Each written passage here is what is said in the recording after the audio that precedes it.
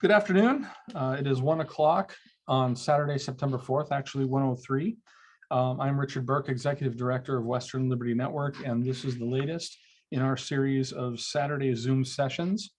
These are recorded, and I'll show you where to find these recordings in just a moment. Western Liberty Network is a 501c3 organization. I'm going to share our website.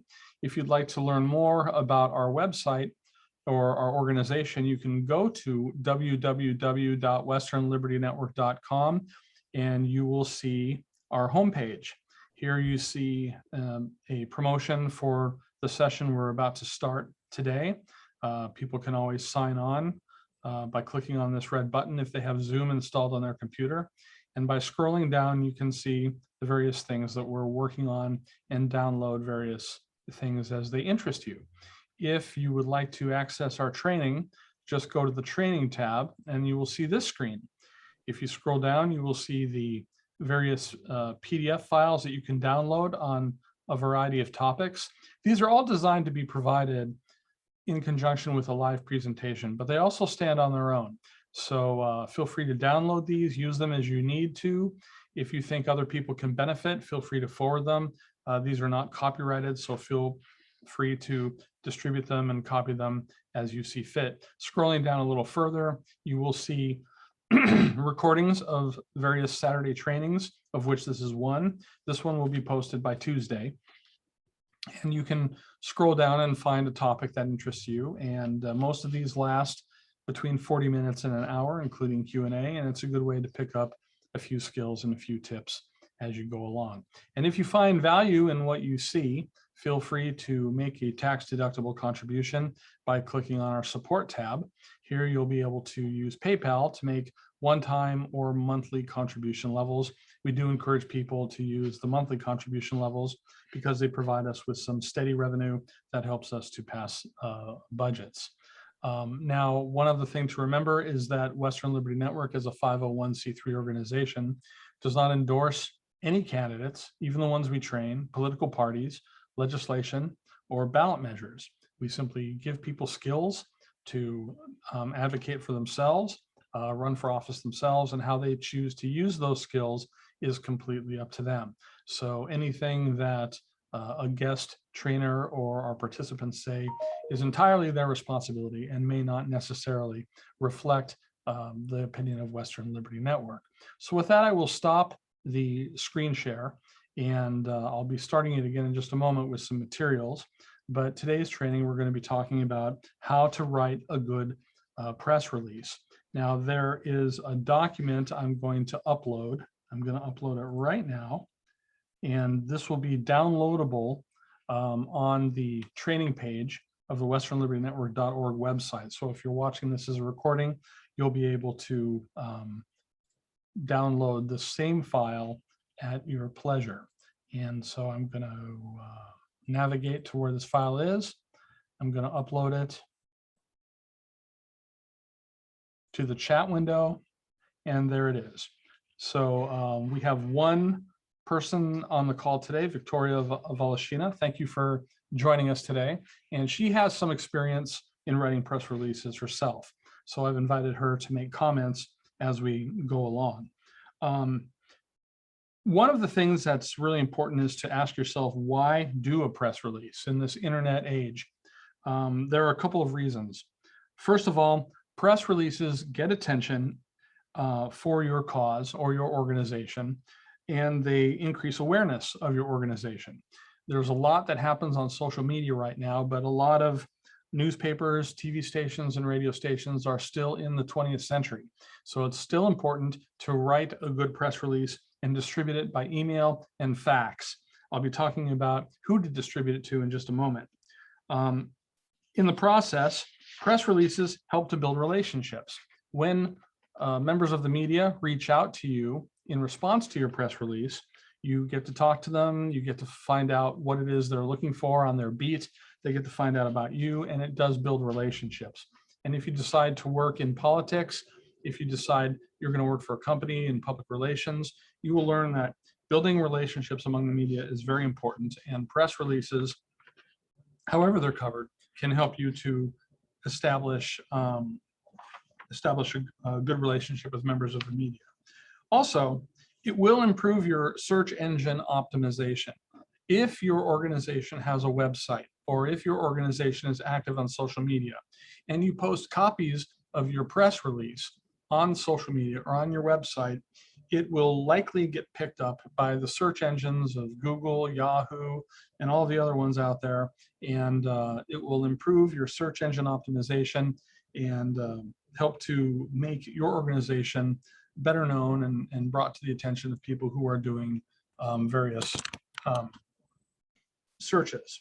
And also with press releases, you can manage your image because you're writing the press release. Nobody else is. So you're able to frame the issues. You're able to decide how you want to frame a quote or an event that you're working on, and you will get to manage your image. It's often said in media, either frame or be framed, and you want to manage your image, and writing press releases will help you to do that. Now, when doing press releases, it is very important to define your goals. What is your goal in writing a press release? It seems obvious, but a lot of people don't really think about it. They just write a press release with whatever it is they're doing. It's good to think about what your goal is. Is your goal to, if you're, for example, running for office and you're announcing your campaign, you're making your candidate, you're making the media aware of your candidate. Or if you're issuing a statement on behalf of an organization in response to some issue that's going on. What is it that you want people to come away with? What is the message that you want people to come away with? It's really good to just sit down and on a piece of paper, write down what you want to accomplish with this press release.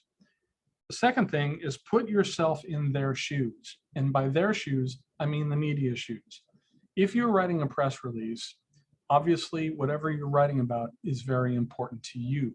It does not mean that it is necessarily important to the people that read your press release. And of course, you want it to be important to them so that they will pick up your press release and cover your story or call you back for a follow-up interview. So put yourself in their shoes. What are they looking for? What is newsworthy to them? How can you write your press release in a way that makes your press release newsworthy from their perspective, not your perspective? That's always very important to do. Write that down along with your goals. Third, target the right beat. This is where I go into distribution. You will want to distribute your press release, well, basically everywhere you can that's relevant. But if you're going to send out a press release to a newspaper or TV station or a radio station, you want to call them in advance. Emails are fine, but a call is best. Find out several things. First, find out who the assignment editor is, who hands out the assignments. There's always, particularly in newspapers, not so much in radio anymore, but certainly in television, somebody there who decides what stories are going to be picked up, what stories are not going to be picked up. And then if they decide to pick up a story, which reporters are going to cover them. So find out who the assignment editor is. Find out their email address. Find out what the fax number is. And yes, although this is the 21st century, a lot of news outlets still use fax machines, and they're still indispensable if you're going to be distributing a press release. So find out who the assignment editor is, their email, and their phone number. Find out who is covering your beat. If you're doing something for your city, find out who's covering city politics. If you're doing something for business, find out who's covering the financial page. Find out who covers the beat that you want to get to. Get their phone number and get their email address. And build a distribution list. Wherever you are, if you're in Bend, you're going to want to find out these things with respect to people who work for the Bend Bulletin, who work for the Source Weekly, who work for KBND, KTVZ Television. All of the local outlets, find out who they are. If you're in the Portland metropolitan area, here comes Dimitri. Dimitri's coming on. Savchenko, I haven't seen him in a while. Dimitri, hi, I haven't seen you here in a while. It's good to have you on board. We are talking about press releases. You can catch up with the recording for what you've missed so far, but the best part is yet to come. But find out who is covering the beat for your issue and build a distribution list. If you are in Hillsboro, Oregon, you're going to want to know the Oregonian, Metro West, the Beaverton Valley Times, the Tigard newspaper. You're going to want to know KXL Radio. You're going to want to know Fox TV News, KPTV, all of the local outlets. You're going to want to build a list that you use over and over and over again. And you probably need to renew this list, and double check it every 6 months or so, because a lot of people come and go out of the news industry. It's not a very secure job. They're not very well paid. Turnover tends to be extremely high. And other than a few senior people, the names change, the emails change, and the phone numbers change. And if you're not updating your list, you'll find that within a year and a half or so, that most of the targets for your press release just don't exist anymore. So make sure you keep that up to date. Now, find ways to be newsworthy. Find out what is going on with respect to news in the newspaper you're targeting, the TV station you're targeting, and the radio station. What are they covering right now? What is important? Some stories are very obvious, like right now, the withdrawal of Afghanistan, COVID-19. Those things are obvious issues that are obviously newsworthy, but find out what is going on among the press contacts you're trying to reach, which they would consider newsworthy, and find a tie-in for your press release. Now we're going to get into some actual writing. And for that, I'm going to share the screen again. Let's see here. Got to make sure I've got the right one. Okay.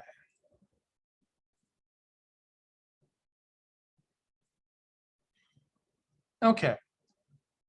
I've just sent everyone a file. And again, if you're watching this on the recording, on the westernlibertynetwork.org website, next to the place where you clicked to watch a recording, you'll be able to download the same file.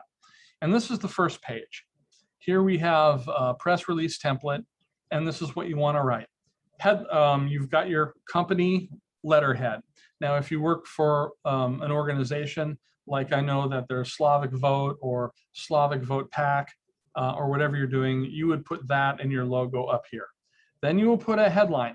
This needs to be brief, 18 words or less. You're going to put your headline up, and you're going to have a subheadline.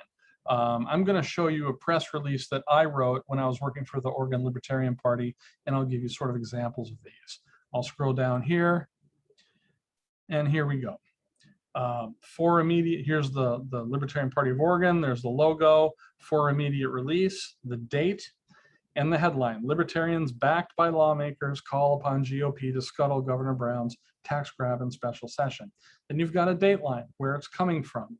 And you're going to put the essence of your press release in the first paragraph, what it is that you want them to do. Most reporters will not read beyond the first paragraph if you did not grab their attention with the first paragraph.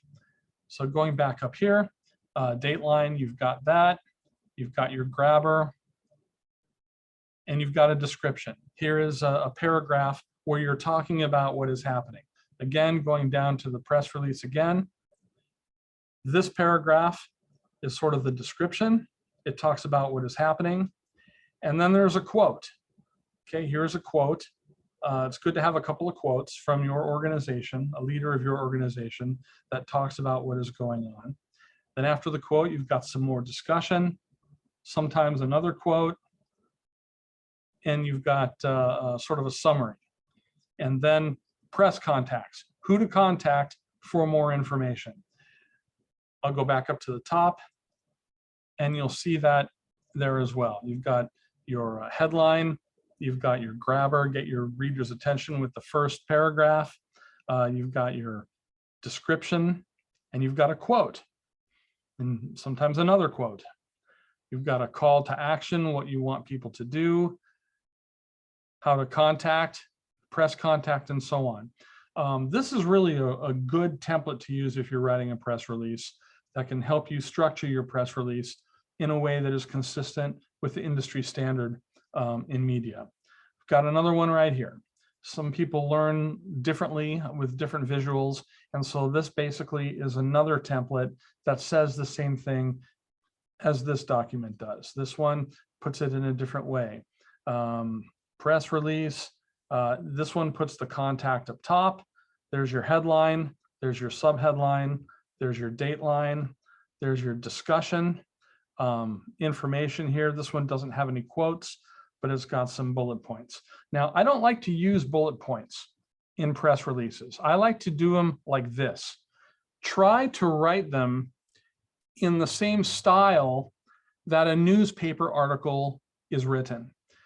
If you really want to get technical about it, you can get what's called the AP Style Guide, the Associated Press Style Guide, which is a book you can buy that talks about how newspaper people are expected to write their articles. But if you can write a press release that is close to AP Style Guide, or at least written in the style of a newspaper article, what you will find is that occasionally newspaper people will use your press release verbatim. They'll just take it right off your press release and make it a story. When I ran for governor of Oregon with small local newspapers, that happened all the time. I would write a press release, I would put it out there, and small newspapers would simply use the press release. And the reason for that is because most newspapers, particularly small newspapers, they have a lot to cover. The reporters have a lot of stories and they've got a deadline and they have to save time. If you can save them time, you're gold. If you can, most reporters, I like to point out, a lot of them have a bent, a lot of them tend to be liberal, although not all of them. You have to keep open-minded about it. But what they all want is simply not to get fired and to go home. They're working till 9 or 10 at night. They just want to go home. They just want to finish their job and they don't want to get fired. If they miss a deadline, if they get something seriously wrong more than a couple of times, they're going to get fired. Because there's so many people out there that want to be the next Woodward and Bernstein. There are a lot of reporters. They don't make much money. They're disposable. So what they want is to go home and not get fired and try to build some kind of a career. So what you can do to help them not get fired and help them go home is to simply write a good press release so that you are newsworthy, that you provide all of the information they need, and they can use part or all of your press release verbatim, and they get to go home because that's one story done. Now, larger newspapers won't do that. They might use aspects of your press release, particularly the quotes, but if they want to cover it, they're going to call you and they're going to ask you questions about your press release. But again, this is another template that you can use. It's an example. This one actually uses a real press release, but breaks it down to different things. Newspapers almost never use bullet points in their stories. So that's why I don't like the writing of this one as much, but it does provide some of the basic elements of press releases. Scrolling down, I'm going to send, Dimitri came in a little bit late, so I'm going to send this file again. There you go, Dimitri, I'm uploading it to you. Coming down to here, this is another press release template. And this one just sort of, if you read it, it asks you what you think should go in this section, or it tells you what you think should go in this section. And you cannot go wrong. This is probably my favorite template. It tells you what to write. Headline summarizing everything is clear, concise, compelling, and timely. So come up with a headline for your press release and put it there. Subhead, goes into greater detail if necessary. And it isn't always necessary. Sometimes your one headline is good enough. Like, for example, in the libertarian one that I did, I don't have a subheadline. I've just got the main headline here.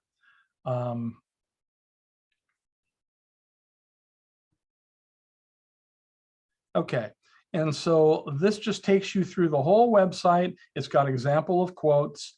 where you would put quotes. And of course, you can quote yourself.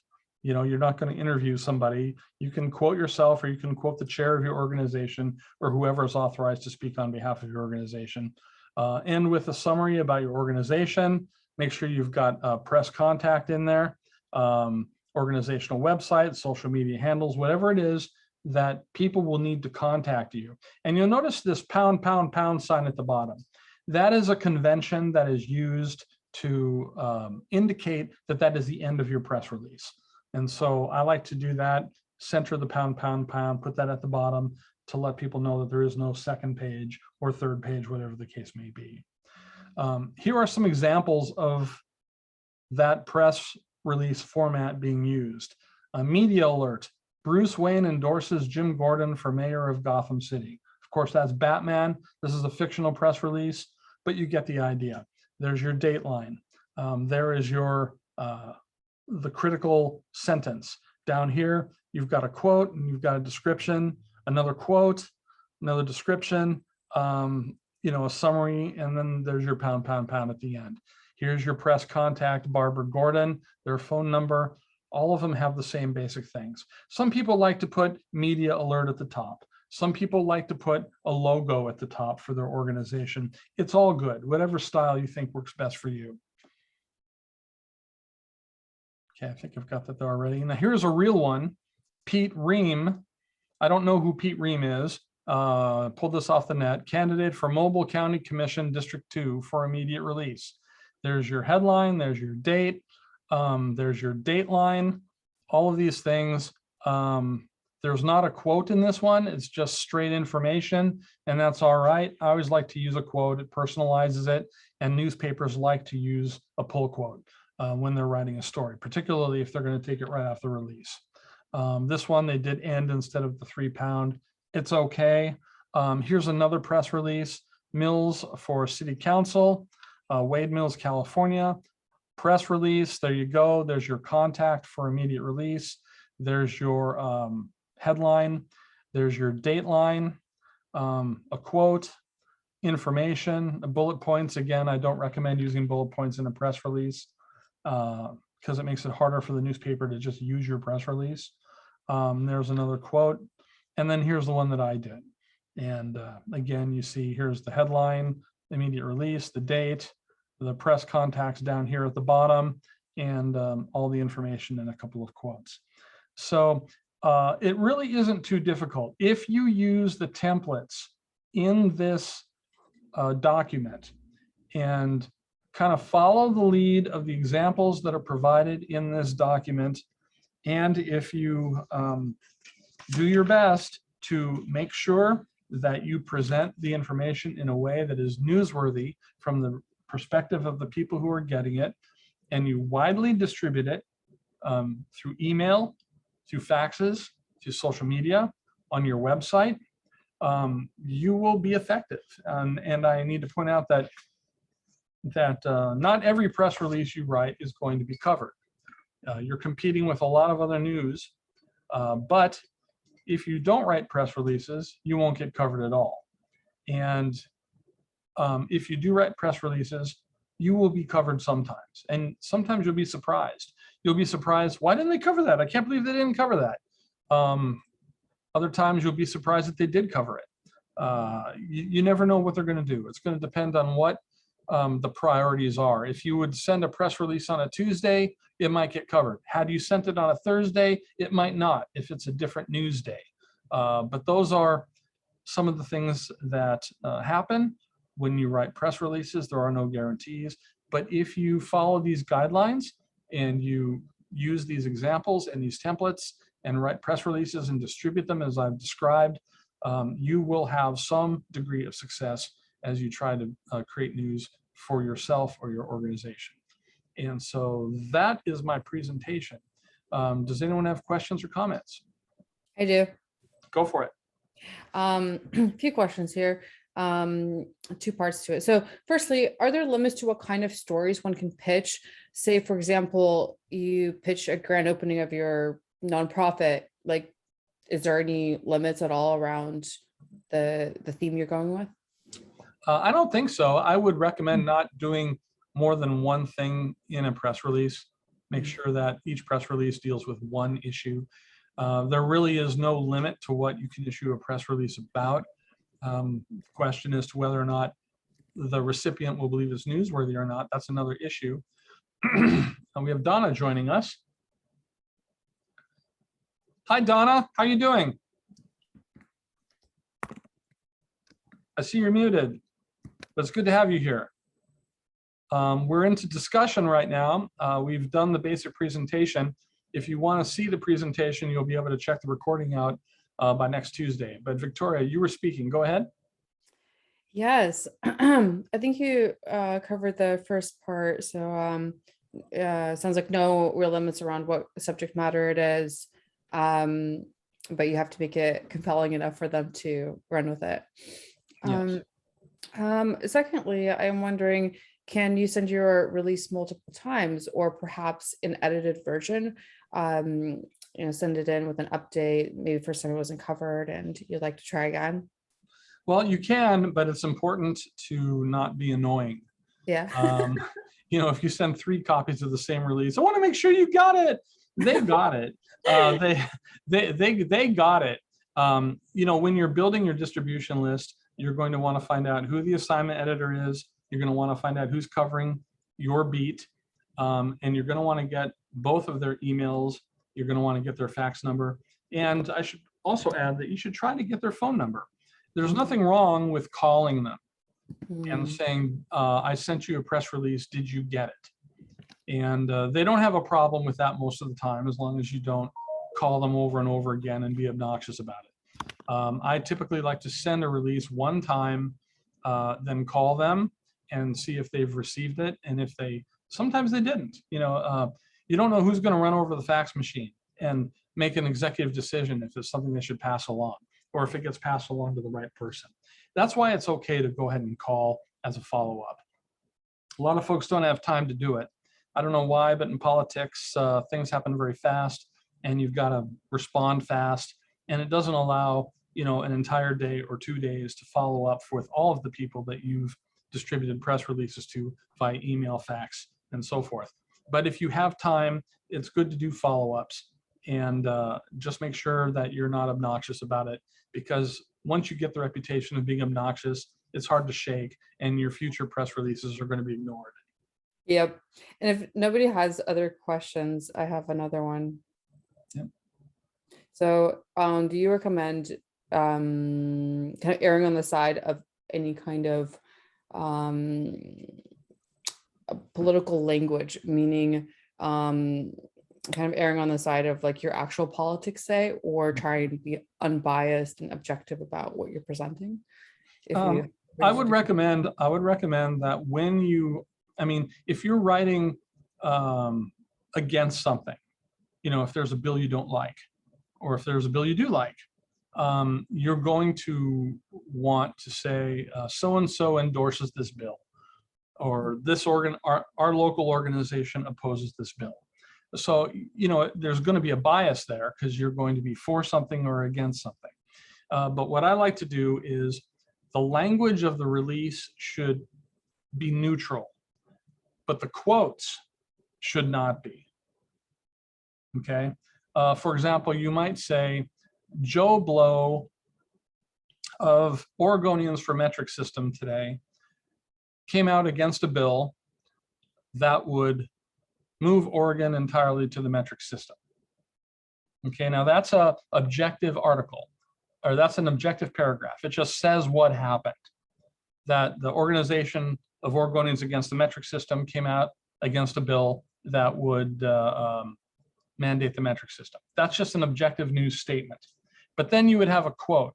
John Blow, chairperson of Oregonians Against the Metric System, said, quote, "The metric system is confusing to most people who have grown up using this system.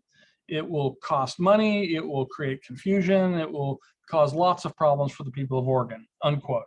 Now, obviously the quote is a biased statement. It's not objective at all. But the language of the release leading up to the quote is objective. And I would recommend that you do that, because if you do that, the odds are higher that newspapers will use the language of the press release in their article and just cut it and paste it. I've had that happen a lot of times, particularly in small newspapers. If you want to know what the style is, if you're going to be writing a lot of press releases, I strongly encourage you to go to the bookstore or Amazon and pick up a copy of the AP Style Guide. The AP Style Guide is the definitive source on how journalists are supposed to do their writing. I don't know how political the style guide is. I don't know if they've gone nutso on things like pronouns or not. If there's something you disagree with in the style guide, don't do it. But generally speaking, the style guide is a good source to use when in doubt about how to phrase something, how to abbreviate something, how to capitalize something, when to hyphenate. All of these things are covered in the AP Style Guide. And if you can become comfortable with it, more of the press releases that you write are going to be usable as is by the newspapers you send them to. Is that EP, like as an electric E or A? AP, like AP. Got it. it stands for Associated Press. Got it. Is what that is for. And so, Dimitri, Donna, do you have any questions or comments? You'll have to unmute yourself. I think you covered everything. Thank you. Okay, all right, very good. And I see Donna has not unmuted, so she doesn't have anything to add. Again, this is being recorded and the recording will be posted. I'll probably get it posted today, actually. I know Donna came in late and she missed the actual instructional part of the presentation. So you can come back and catch that at your convenience. Do you have anything else, Victoria? No, it's just such a pleasure to be back. And thank you so much for presenting this. Very, very helpful. Okay, very good. It's good to have you back in the States. Congratulations on a successful stint at Oxford. Thank you. Stay in touch, and I look forward to, well, I know all of you, so I look forward to seeing all of you soon. So thanks a lot and God bless. Bye all. Bye.